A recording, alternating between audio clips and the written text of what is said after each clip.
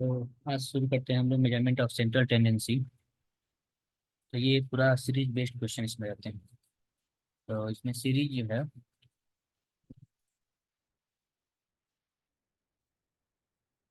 Series जो है वो तीन तरह से होते हैं। एक इंडिविजुअल सीरीज, दूसरा डिस्क्रीट सीरीज और तीसरा कंटिन्यूअस सीरीज। इस तीनों सीरीज को सॉल्व करने के लिए तीन अलग अलग मेथड हैं। किसी से भी सॉल्व कर सकते हैं, कभी कभी सवाल में बता भी देता है कि किस मेथड से सॉल्व करना है। एक हो गया डायरेक्ट मेथड, दूसरा शॉर्टकट या जूम मीन मेथड, और थर्ड है स्टेप डेविएशन मेथड। तो इसके थोड़े बहुत सम्स भी देखते हैं।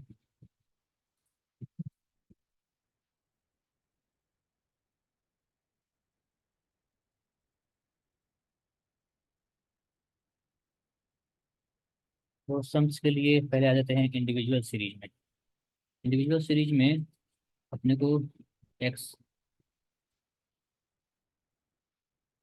एक्स की वैल्यू दी रहेगी 10, 20, 30, 40, 50। इस तरह से सिर्फ ये वैल्यू दी हुई है।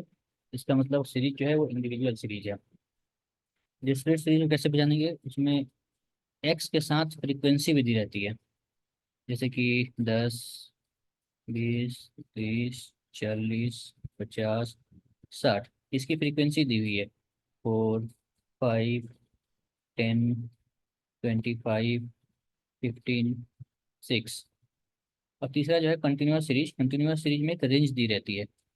जैसे कि मान लो एक्स का वैल्यू हो गया 0 से 10, उसके बाद 10 to 20, 20 to 30, 30 to 40, 40 to 50 मान लो। और इसकी फ्रीक्वेंसी दी रहेगी जैसे कि 3, 4, 7, 9, 2, ऐसा करके। इस तरह से तीन तीन तरह के सम अपने को मिलेंगे। तो इसको सॉल्व कैसे करें, तो देखते हैं आगे। सबसे पहले इंडिविजुअल सीरीज को सॉल्व करके देख लेते हैं। तो तीन तरह से सॉल्व करेंगे। सबसे पहले डायरेक्ट मेथड यूज करते हैं। ठीक है। प्रॉब्लम है एक्स 10, 20, 30, 40, 50, 60 और 70। ये प्रॉब्लम होगी। इसको थोड़ा ऊपर कर देते हैं।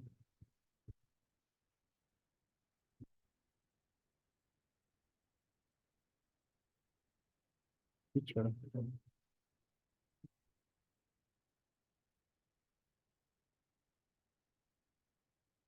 ठीक है। तो डायरेक्ट मेथड में, इंडिविजुअल सीरीज का डायरेक्ट मेथड में फॉर्मूला लगता है x bar equal to sigma x upon n. Sigma x क्या है, तो ये है एक्स की वैल्यू दी हुई है। इसका समेशन कर देंगे। तो समेशन के लिए सिग्मा एक्स इक्वल टू कितना आएगा,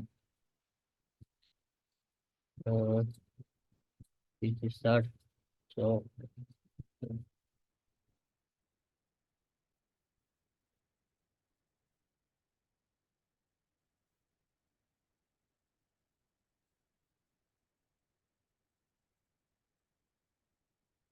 या गया 280। तो फॉर्मूला में पुट करेंगे 280। अब यहाँ पर एन है। एन क्या होता है, तो एन इसको काउंट करेंगे 1, 2, 3, 4, 5, 6, 7। एन हो गया 7। 280 डिवाइड बाई 7 इक्वल टू 40। ये हो गया अपना मीन मीन का आंसर। ये कौन सा मेथड हुआ, डायरेक्ट मेथड। किस सीरीज का, तो इंडिविजुअल सीरीज का।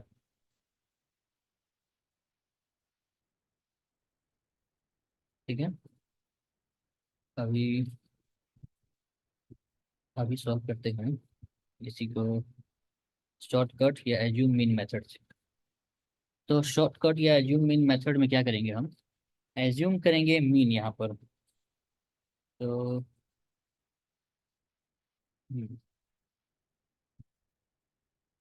एज्यूम कोशिश करेंगे हम सेंटर वाले पोजीशन को मानने का। ऐसे तो एज्यूम का मतलब होता है कुछ भी एज्यूम करना अपने आप से। कुछ भी एज्यूम कर सकते हैं, 0 से लेके इन्फिनिटी तक कुछ भी एज्यूम कर सकते हैं। लेकिन अलग वैल्यू एज्यूम करेंगे तो प्रॉब्लम को सॉल्व करने में थोड़ी सी डिफिकल्टी आएगी। तो इसी वैल्यू में से एक वैल्यू को एज्यूम करते हैं और कोशिश करेंगे कि सेंट्रल वैल्यू को एज्यूम करें ताकि प्रॉब्लम को आसानी से सॉल्व कर सकें। तो उसको नोट करने के लिए इससे पहले फॉर्मूला नोट कर लेते हैं। मीन शॉर्टकट मेथड में मीन निकालने का फॉर्मूला क्या होता है इंडिविजुअल सीरीज में, A plus sigma D X upon N. तो यहाँ पर एज्यूम मीन का मतलब होता है ए। ए ही यहाँ पर एज्यूम मीन है, ठीक है। ए इक्वल टू मान लिए 40। तो 40 को एज्यूम कर लिए, अब अपने को डी एक्स निकालना है। तो डी एक्स निकालने के लिए एक्स माइनस ए करेंगे, एक्स माइनस एज्यूम मीन। तो इसको कैसे करेंगे, एक्स यहाँ पर 10 है मान लो। तो 10 माइनस मीन एज्यूम मीन है 40, 10 - 40 इक्वल टू क्या आएगा -30, ठीक है। इसके बाद इसको -40 करेंगे तो ये क्या आएगा -20। इसको -40 करेंगे तो ये आ जाएगा -10। तो इसको ऐसे नहीं लिखेंगे, इसको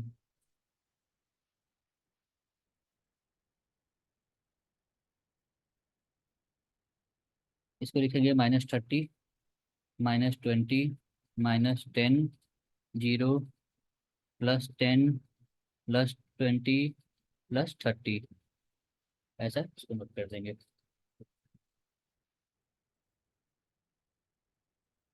अभी देखो फॉर्मूला में क्या चाहिए, फॉर्मूला में अपने को इसका ही तो समीशन चाहिए ना। डीएक्स का समीशन चाहिए यहाँ पे फॉर्मूले में। तो डीएक्स का समीशन कर देते हैं।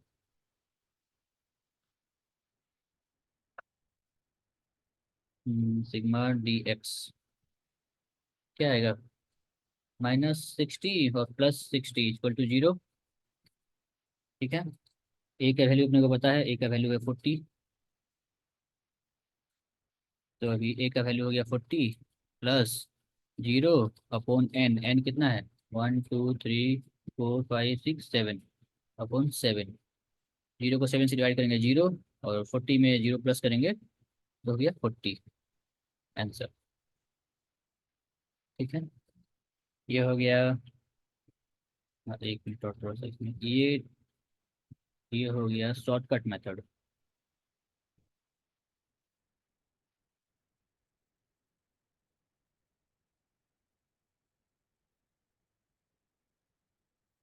मेरा पेन खराब है, मैं फिंगर से टाइप कर रहा हूँ उसके लिए पता ऐसा हो रहा है।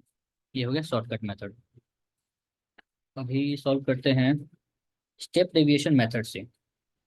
ये पहले बताया था मैंने, हर एक सीरीज को हम तीन मेथड से सॉल्व कर सकते हैं। आपको जिसमें अगर क्वेश्चन में बोल दिया है कि शॉर्टकट मेथड से सॉल्व करो तो उसी से करना पड़ेगा। स्टेप डिवीजन से बोल दिया तो स्टेप डिवीजन सॉल्व करना पड़ेगा। और कुछ नहीं बोला तो सबसे आसान है डायरेक्ट मेथड, लगाओ और सॉल्व कर लो। तो चलो थर्ड मेथड से सॉल्व करते हैं इसको।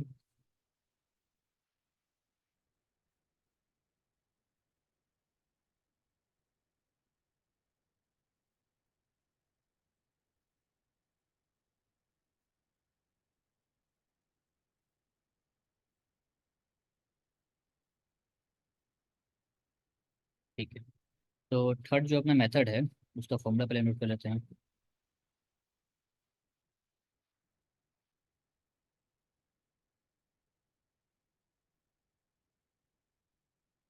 तो फॉर्मूला है A plus sigma D dash X upon N into C.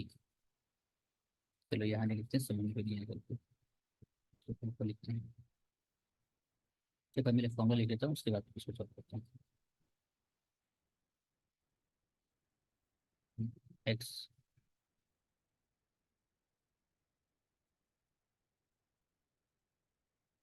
X बार इसका मतलब होता है मीन।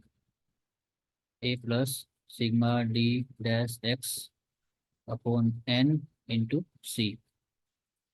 अभी चलिए इसमें अपने को डी डैश एक्स आ गया इसमें। डी डैश एक्स का मतलब होता है डी एक्स को सी से डिवाइड करना। सी से डिवाइड करने का क्या मतलब है, सी मतलब कॉमन फैक्टर, ए मतलब एज्यूम मीन और सी मतलब कॉमन फैक्टर। तो चलिए डी एक्स तो यहाँ पे हम पिछले सवाल में ही डी एक्स निकाल लिए थे, तो इसी का डी डैश एक्स निकाल लेते हैं। डी डैश एक्स इसका मतलब होता है एक्स माइनस ए अपॉन सी। सी क्या है, सी है कॉमन फैक्टर। तो चलो कॉमन फैक्टर इसमें क्या दिख रहा है देखो, इसमें से देख के बताना जरा कॉमन फैक्टर क्या है। तो इसमें कॉमन फैक्टर है, कॉमन फैक्टर का मतलब जो कॉमनली सबसे डिवाइड हो जाए, सबको डिवाइड कर दे आराम से। तो 10 देखो, 10 यहाँ पर सबको आराम से डिवाइड करके वैल्यू को छोटा कर देगा। तो यहाँ पर हो गया -3 या -2 या -1, 0, +1, +2 एंड +3। ठीक है, और अपने कुछ नहीं चाहिए सवाल के लिए। तो चलो सॉल्व करते हैं इसको। एज्यूम मीन, जैसे कि हम लोग पिछले पिछले में माने थे हम लोग, शॉर्टकट मेथड या एज्यूम मीन मेथड में माने थे ना, 40। तो यहाँ भी वही वही वही है। तो चलो 40 प्लस, इसको इसको d-x का समीशन मांग रहा है, तो इसको समीशन कर देते हैं। ये वाले समीशन का जरूरत नहीं पड़ेगी अपने को इस वाले समीशन में। तो इसका सम करेंगे तो कितना आएगा, -3 -2 -1 -6, और ये हो गया तो ये हो गया -6, और ये नीचे में +6, तो ये आ गया 0। तो 0 अपॉन यहाँ पे भी 7, 1 2 3 4 5 6 7, 0.7 इंटू सी क्या था, सी था 10, सी था 10, 10 से डिवाइड किया था ना ये सारे को, तो 10 से मल्टीप्लाई। अभी बताना जरा, 0 को 7 से डिवाइड करके 10 से मल्टीप्लाई करेंगे तो क्या आएगा, आएगा 0। तो आंसर हो गया 40। ठीक है।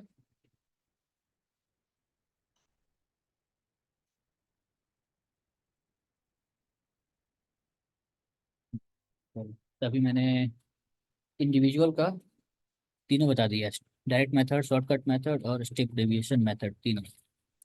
अभी अगला चलते हैं डिस्क्रीट।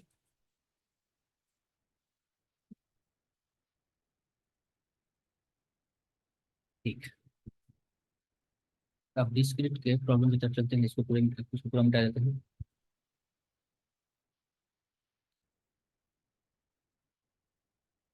अगला है डिस्क्रीट।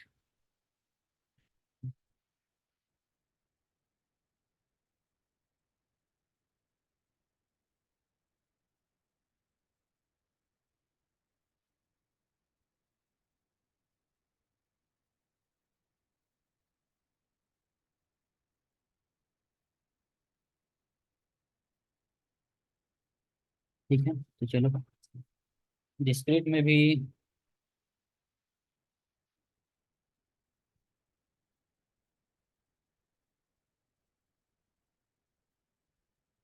डिस्क्रीट में भी तीन तरह से सॉल्व कर सकते हैं डिस्क्रीट को भी। डायरेक्ट मेथड, एक शॉर्टकट या यूज मीन मेथड, और तीसरा है स्टेप डेविएशन मेथड। तो सबसे पहले शुरू करते हैं, चलिए किसे शुरू किया जाए, डिस्क्रीट डायरेक्ट मेथड से सॉल्व कर लिया जाए। ठीक है, तो डायरेक्ट मेथड का एक सम्स लिख लेते हैं, एक्स और एफ। डायरेक्ट मेथड में एक्स और एफ दिया रहेगा यहाँ पे। एक्स का वैल्यू आ गया 10, 20, और एफ का वैल्यू हो गया 4 और 5।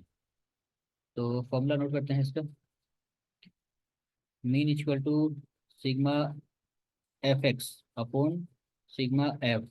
ठीक है, वहाँ पे हम लोग नीचे में एन से डिवाइड कर रहे थे, लेकिन यहाँ पर समेशन ऑफ फ्रीक्वेंसी से डिवाइड करेंगे।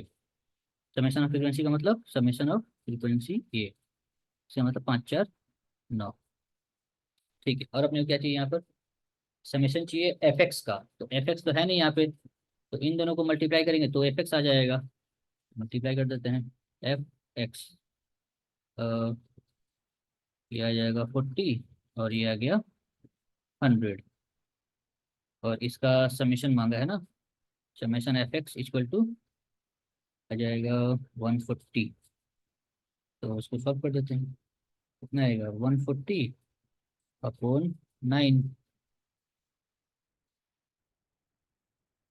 140/9 इक्वल टू 15.55। ठीक है, ये हो गया मीन किसका, डिस्क्रीट सीरीज के डायरेक्ट मेथड से सॉल्व किए इसको। अब अगर इसी सम्स को शॉर्टकट मेथड या यू मीन मेथड से सॉल्व करें तो चलो करके देख लेते हैं। ये मिटा देते हैं, फॉर्मूले में देखो, फॉर्मूले में क्या डिफरेंस आएगा, तो नोट करता हूँ फॉर्मूला। फॉर्मूला हो जाएगा इसमें A plus sigma F D X on sigma F. तो देखो इसमें क्या अलग आ गया, कुछ कुछ क्या अलग दिख रहा है इसमें। ये डी, डी आ गया इसमें नया। और यहाँ पर एज्यूम मीन का ए आ गया। तो चलो इसको फॉर्मूला को साइड में नोट करते हैं, उसके बाद सॉल्व करते हैं, इसको कैसे सॉल्व करेंगे। फॉर्मूला हो गया A plus sigma F D X upon sigma F. तो एफ एक्स की जरूरत नहीं है अपने को इसमें, ठीक है, तो एफ एक्स को मिटा देते हैं।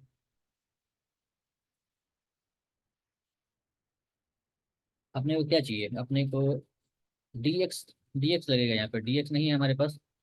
तो डी एक्स निकालने के लिए क्या करते थे हम लोग, एक्स माइनस ए करते थे तो डी एक्स आ जाता था। तो वही कर देंगे, एक्स माइनस ए, ब्रैकेट में लिख दो डी एक्स। एक्स माइनस ए, इसके लिए क्या करना पड़ेगा, एज्यूम मीन करना मानना पड़ेगा किसी को। तो एज्यूम मीन के लिए कुछ भी मान सकते हैं, मान लो 10 मान लो, 20 मान लो, चाहे चलो कुछ 40 मान लेते हैं। तो 40 मान लेंगे तो कितना आएगा, -30 और -20, है ना। ठीक है, dx आ गया, dx तो निकाल लिए, अब इसको क्या करना पड़ेगा, f, इससे मल्टीप्लाई करना पड़ेगा, f से मल्टीप्लाई करना पड़ेगा इसको। तो चलो f से मल्टीप्लाई कर देते हैं, f dx मल्टीप्लाई,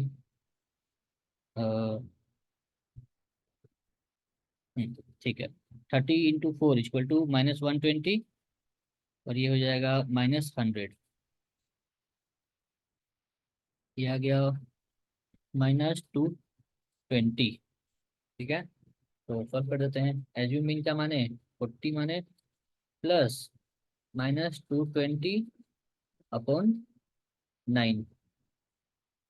तो 220 को 9 से डिवाइड कर देते हैं, 220 अपॉन 9 इक्वल टू आ गया 28।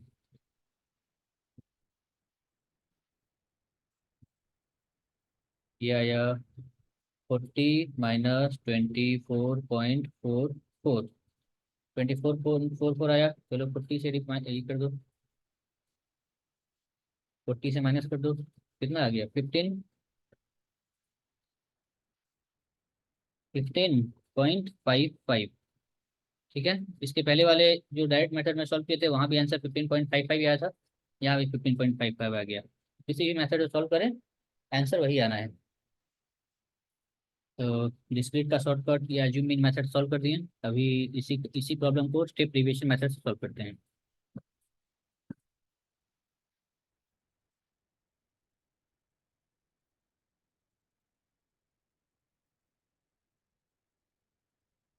देखो फॉर्मूला में कितना चेंजेस है। फॉर्मूला हो जाएगा A plus sigma D dash X upon sigma F into C. अभी देखो यहाँ पे नया क्या आ गया, नया आ गया डैश, जो डी के ऊपर में है। तो चलो बस यहाँ डैश डाल देते हैं और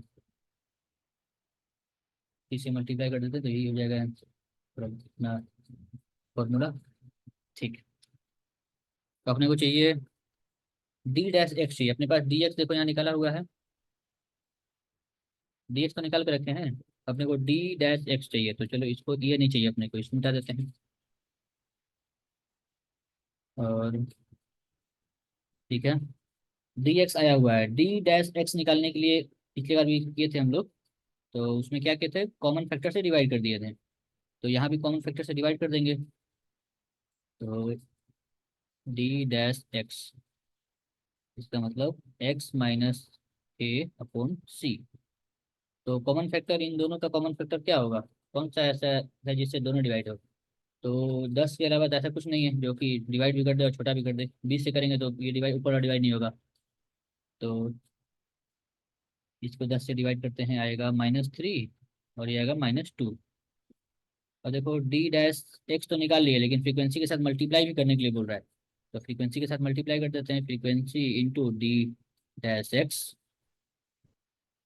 तो फ्रीक्वेंसी के साथ मल्टीप्लाई करो तो 4 × 3 हो जाएगा, माइनस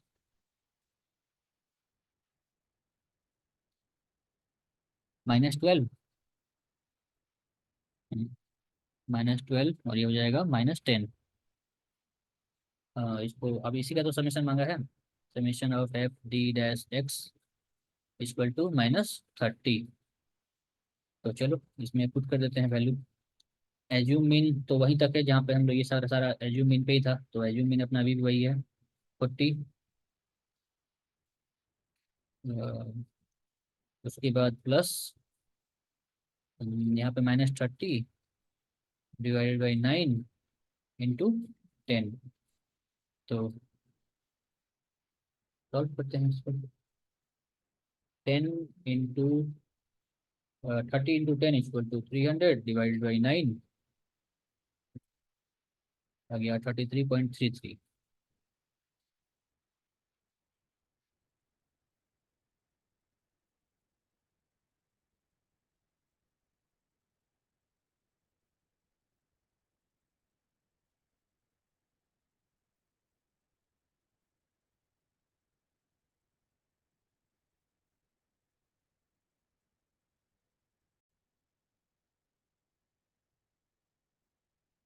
चलो मैंने थोड़ी सी मिस्टेक यहाँ पर कैलकुलेशन कर दी थी थोड़ी सी, इस जगह पर मैंने गलत नोट कर दिया।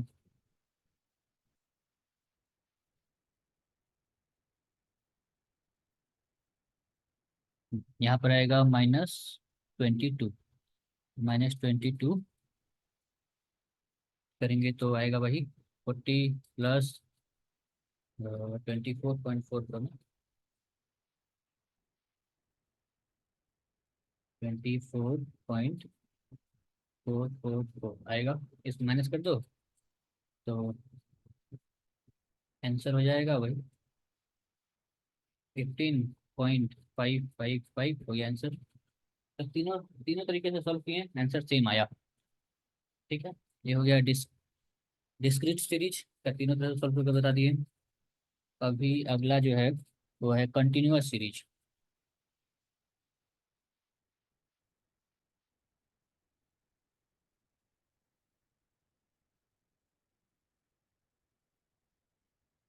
कंटिन्यूअस सीरीज के भी तीन तीन तरह के सम्स होते हैं।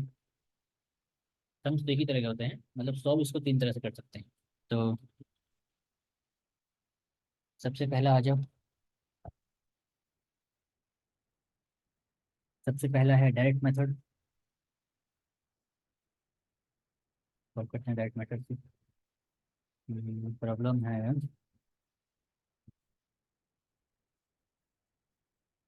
एक्स दिया है 0 से 4 के बाद 4 से 8, 8 से 12 और 12 से 16 और फ्रीक्वेंसी दिया हुआ है 4821। ये सम से इतना ही दिया है। सबसे पहले इसमें क्या करेंगे, इसका मिड पॉइंट निकालेंगे। मिड पॉइंट किसका निकालेंगे, तो मिड पॉइंट इसका मिड पॉइंट निकालेंगे। ठीक है, और उसको लिखेंगे एम से डिनोट करेंगे मिड पॉइंट को। तो बताओ उसका मिड पॉइंट क्या होगा। करना नहीं है, दोनों को जोड़ के 2 से डिवाइड कर देना है। तो दोनों को जोड़ के 2 से डिवाइड करेंगे तो 2 आएगा, इसका 6 आएगा, इसका 10 आएगा और इसका 14 आएगा। इन दोनों को जोड़ना है, 2 से डिवाइड करना है ये दोनों को, तो मिड पॉइंट आ जाएगा। ठीक है, मिड पॉइंट मिल गया। अब अपने एक बार फॉर्मूला कर देख लेते हैं क्या है फॉर्मूला। तो x x bar equal to sigma f m upon sigma f. ठीक है, तो सिग्मा एफ एम चाहिए अपने को, एम निकाल लिए, एफ दिया हुआ है तो मल्टीप्लाई कर देते हैं, एफ एम आ जाएगा। तो 8 48 20 और 14। ठीक है, इसी का सम मांगा है ना सिग्मा एफ एम। तो ठीक है, इसका सम कितना आएगा, इसका सम आएगा 90। तो 90/15 इसका इसका सम 15। तो आंसर आ गया 6, मीन आ गया 6। कौन सा मेथड, तो डायरेक्ट मेथड। अभी करते हैं इसको।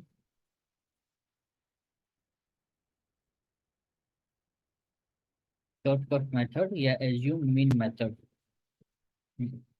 तो फॉर्मूला में क्या चेंजेस है? तो फॉर्मूला में बस जरा सा चेंजेस है, और चेंजेस ये है कि इसमें एज्यूम मीन आएगा, मतलब ए आएगा plus sigma F D M. F M आ रहा था, यहाँ पर डी ऐड हो गया, और नीचे में आएगा एफ, सिग्मा एफ। ठीक है, तो चलो ये फॉर्मूले को यहाँ नोट कर देते हैं।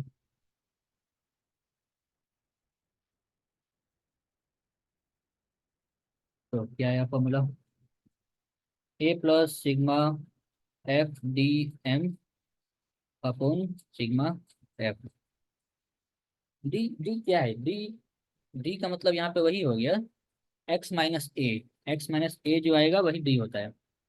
तो सबसे पहले तो काम वही करना पड़ेगा, एक्स माइनस ए करना पड़ेगा। तो एक्स यहाँ पे जब मिड पॉइंट निकाल लिया ना, तो एक्स का काम यहाँ से खत्म हो जाता है, और यहाँ से एम जो है उसका एक्स का जगह ले लेता है।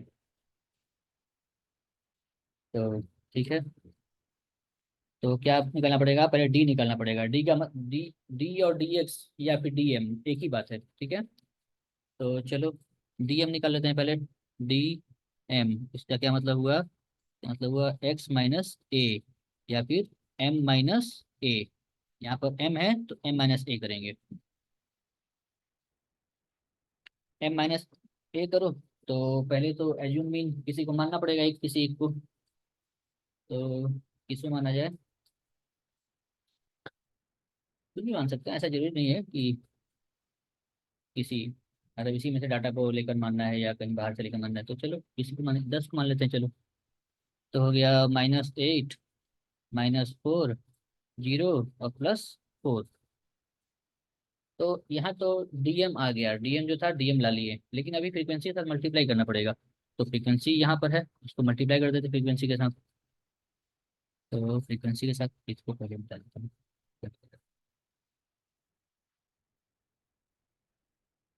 ठीक है, तो फ्रीक्वेंसी के साथ मल्टीप्लाई करते हैं।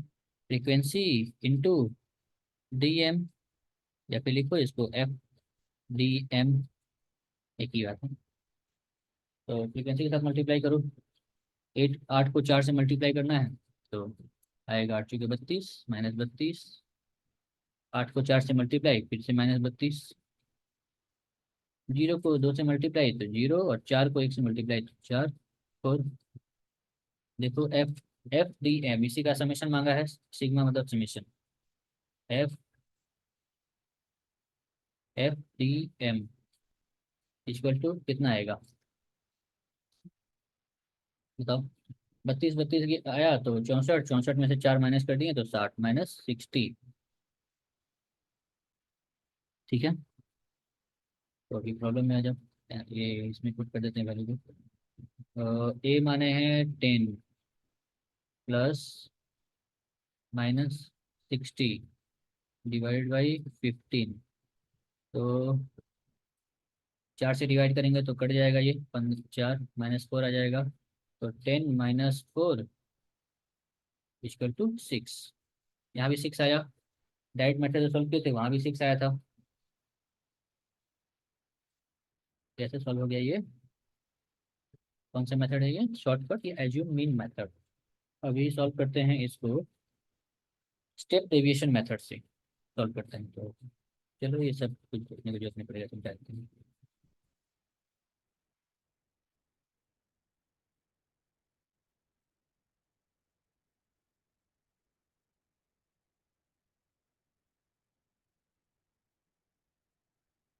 एज्यूम मीन मेथड तो ठीक है, डी डी एम आता है उसमें, डी आ जाता है यहाँ पर।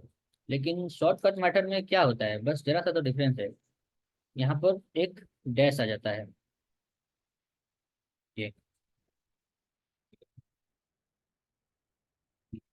ये डैश, यहाँ पर एक डैश आ गया बस। और उसके बाद सी से मल्टीप्लाई हो गया, कॉमन फैक्टर जिसे डिवाइड करेंगे उसी से मल्टीप्लाई कर देंगे लास्ट में। तो सॉल्व करते हैं इसको। इसमें निकालना पड़ेगा, उसमें निकाले थे डीएम, इसमें निकालना पड़ेगा D dash M.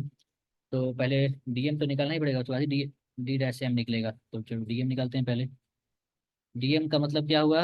X minus ए या फिर एम माइनस ए यहाँ पर m है तो इसके लिए m-a।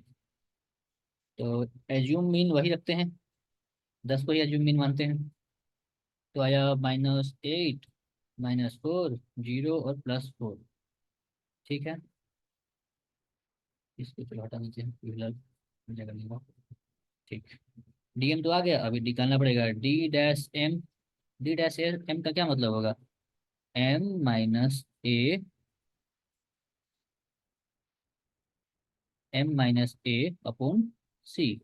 c मतलब कॉमन फैक्टर। अभी इसमें से बताओ कॉमन फैक्टर क्या है, मतलब कौन सा ऐसा किससे डिवाइड करें कि सब आराम से कट जाए और उसके बाद छोटा रीड भी छोटा हो जाए। तो देखो, 2 से कट कट कट कट जाएगा, सभी को काट देंगे तो 4 से भी कट जाएगा, तो 4 ले लेते हैं यहाँ पर। Common factor equal to 4। तो 4 से डिवाइड करेंगे तो -2 -1 0 +1। ठीक है, ये थोड़ा जगह कर थोड़ा।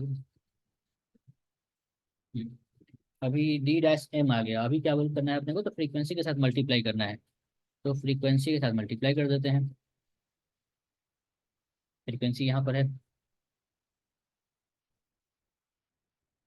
तो -8 -8 0 1।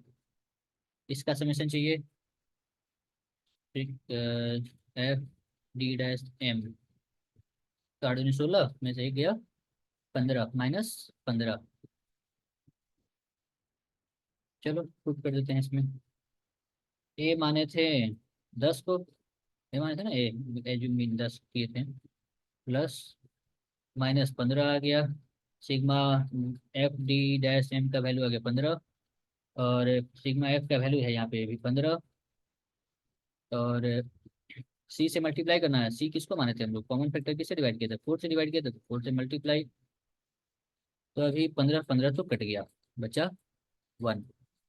1 से 4 को मल्टीप्लाई किए हैं तो क्या आया, -1 -4। इसका मतलब आंसर हो गया 6। ठीक है, तो तीनों मेथड से सॉल्व किए हैं, तीनों मेथड से आंसर आया 6। ठीक है, बहुत आसान है, ज़्यादा कोई मुश्किल इसमें नहीं होना चाहिए। चलिए, अभी आगे आगे सॉल्व करते हैं, कंबाइंड मीन सॉल्व करते हैं। कंबाइंड मीन के लिए फॉर्मूला क्या लगता है, तो कैसे इसको डिनोट करेंगे, वो देखते हैं। एक्स बार, अगर दो दो मीन को कंबाइंड मीन करना है तो यहाँ लिखेंगे 1 2। तीन मीन दिया हुआ है, उसको 3 मीन का डाटा दिया है, उसको कंबाइंड मीन करना है तो यहाँ लिखेंगे 1 2 3। 4 दिया हुआ है तो लिखेंगे 1 2 3 4। चलो पहले दो का फॉर्मूला देख लेते हैं क्या होगा। दो कंबाइंड मीन का क्या मतलब हुआ, जैसे कि मान लो, चलो थोड़ा सा पहले एक एग्जाम्पल बताता हूँ। मान लो मान लो एक स्कूल है जिसमें एक क्लास है, मान लो जिसमें 2 सेक्शन है, section A and section B. ठीक है, और ये हो गया नंबर ऑफ स्टूडेंट्स, और ये हो गया उसका मीन। सेक्शन ए में जो बच्चे हैं टोटल 60, और सेक्शन बी में टोटल 40 बच्चे हैं। मीन कैलकुलेट करके दे दिया है, बोला सेक्शन ए का जो मीन है वो है 40, और सेक्शन बी का जो मीन है वो है 35। ठीक है, तो अब बोल रहा है इसका कंबाइंड मीन निकाल के दो ना। अलग अलग मीन निकाल रहे हो, मजा नहीं आ रहा, कंबाइंड मीन निकाल के। तो कंबाइंड मीन का फॉर्मूला नोट करते हैं। चलो ये थोड़ा सा एग्जाम्पल है तो नोट कर लो, फिर अभी फॉर्मूला में नोट करता हूँ। ठीक है, तो फॉर्मूला हो गया एक्स बार 1 2, क्योंकि दो डाटा का कंबाइंड मीन निकालना है, इक्वल टू, देखो कैसे फॉर्मूला नोट करेंगे। एक्स बार 1 प्लस एक्स बार 2, दोनों मीन आ गया, अपॉन n1 प्लस n2, और यहाँ पर भी n1 और यहाँ पर n2। बस यही है फॉर्मूला, जब दो मीन रहे, दो दो डाटा का कंबाइंड मीन निकालना हो। अब चलो 3 डाटा का अगर निकालना होगा तो क्या करेंगे, तो 1 2 3 लिख दिए मीन के नीचे लाइन, नीचे में वही n1 plus n2 plus n3, क्योंकि 3 डाटा है। ऊपर में भी वैसे ही सेम, एक्स बार 1 प्लस एक्स बार 2 प्लस एक्स बार 3। यहाँ पर हो जाएगा N1, N2 और N3। इतना आसान है फॉर्मूला। चलो थोड़ा सा सॉल्व करते हैं, कैसे सॉल्व करेंगे। मान लो एक सम्स दिया, मैं पढ़ता हूँ। The mean marks of 60 students in section A are 40 and mean marks of 40 students in section B are 35. Calculate the combined mean of all students। सारे स्टूडेंट्स का combined mean कैलकुलेट करना है। तो डाटा को एक शॉर्ट में लिख लेते हैं पहले यहाँ पे, जैसे कि वहाँ पे उतारे तो वैसा ही सेम। सेक्शन ए और सेक्शन बी, यहाँ पर हो गया एन और यहाँ पर हो गया मीन। ठीक है। सेक्शन ए में स्टूडेंट है 60, सेक्शन बी में है 40। इसका ए का मीन है 40 और बी का मीन है 35। तो सॉल्व करते हैं, पहले फॉर्मूला लिख लेते हैं। 1 2 x⁻1 n1 plus x⁻2 n2 upon n1 plus n2। यही है फॉर्मूला। चलो x⁻1 क्या है? x⁻1 ये है, पहला का यही है ना, x1, और ये है x1 और ये है x2। ठीक है। उसी तरह से ये है n1 और ये है n2। ठीक है। चलो x⁻1 की वैल्यू क्या है? 40 इंटू n1 क्या है? 60। दूसरे वाले का चलो 35 इंटू 40। नीचे में 60 प्लस 40। सॉल्व करते हैं इसको। तो आएगा, मल्टीप्लाई करो, इसको मल्टीप्लाई करो, फिर इसको मल्टीप्लाई करो, कितना कितना आएगा? ये आएगा 2400 प्लस 1400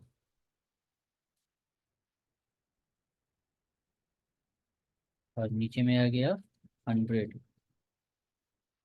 ऐड करेंगे तो आएगा 3800। नीचे में आ गया 100। 2 0 गया, आंसर हो गया 38। ठीक है। ये हो गया कंबाइंड मीन। और वही चलो इसको नोट हो गया तो हटाते हैं, इसको पॉज करके नोट कर लेना। अब थोड़ा सा हल्का सा थोड़ा अलग सवाल में चलते हैं। क्या है सवाल? तो देखो वैल्यू क्या क्या दिया है। x⁻1 2 का वैल्यू दिया है 38। दूसरा n1 का वैल्यू दिया है 60। तीसरा है n2 का वैल्यू दिया है 40। उसके बाद x⁻1 का वैल्यू दिया है 40। ठीक है। पूछ रहा है x⁻2 का वैल्यू कितना होगा। क्वेश्चन में पढ़ देता हूँ एक बार। The mean marks of the student of a combined section A and B are 38। Combined section बता दिया, combined mean A and B का combined mean 38। There are 60 and 40 students in section A and B. मतलब 60 और 40 student है section A and B में। If mean marks of student A is 40, what is the mean marks of B. ठीक है। तो problem से ये data आपने को मिला। तो चलो उसको सॉल्व करते हैं। सॉल्व करने के लिए फॉर्मूला तो अपने पास एक ही है, तो फॉर्मूला को उतार देते हैं सबसे पहले। Mean 1 2 combined mean equal to x⁻1 into n1 plus x⁻2 into n2 upon n1 plus n2।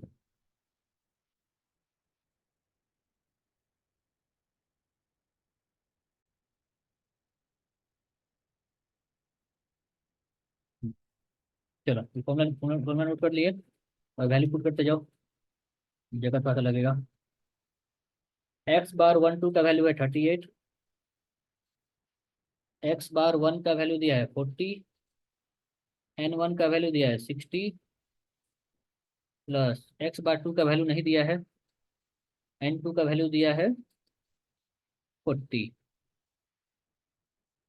और नीचे में n1 n2 का वैल्यू दिया है 60 प्लस 40। तो 38 इक्वल टू, नीचे ऐड कर देते हैं 100। ऊपर में 24 2400 और प्लस x⁻2 इंटू 40। ठीक है। चलो इधर आते हैं थोड़ा सा। तो इसको क्रॉस मल्टीप्लाई कर देते हैं इसको, ठीक है, इसके साथ। तो हो जाएगा 3800। चल पता है, ऊपर से मिटाता हूँ, जगह नहीं बचेगा बिल्कुल।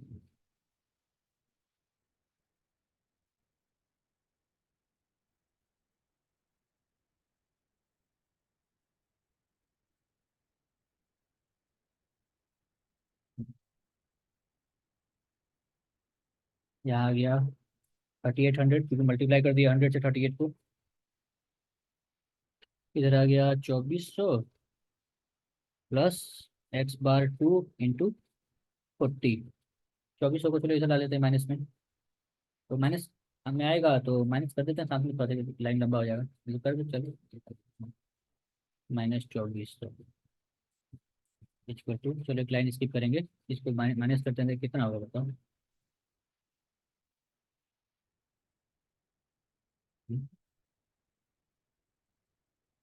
3800 -2400 हो जाएगा 1400। तो डायरेक्ट यहाँ 1400 लिख लेते हैं, अब एक लाइन स्किप मत करना। 1400।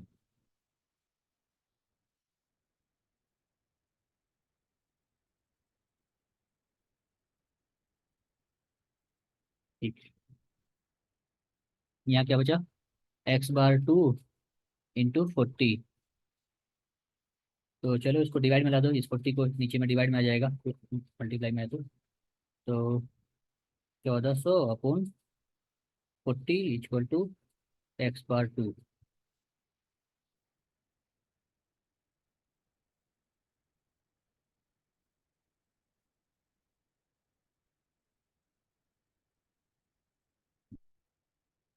अभी चलो इसको सॉल्व कर दो, इसको डिवाइड करेंगे कितना आएगा, 35 आएगा मेरे पास।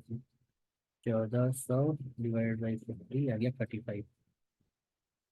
x/2 का वैल्यू, मतलब सेकंड मीन का वैल्यू आ गया 35। ये हो गया आंसर, ठीक है, यहाँ लिख सकते हो। ठीक है, ये हो गया आंसर 35। चलो फिर आज के लिए इतना ही, आज के लिए इतना ही रखते हैं, अगले दिन मीन मीडियन करेंगे अगले दिन।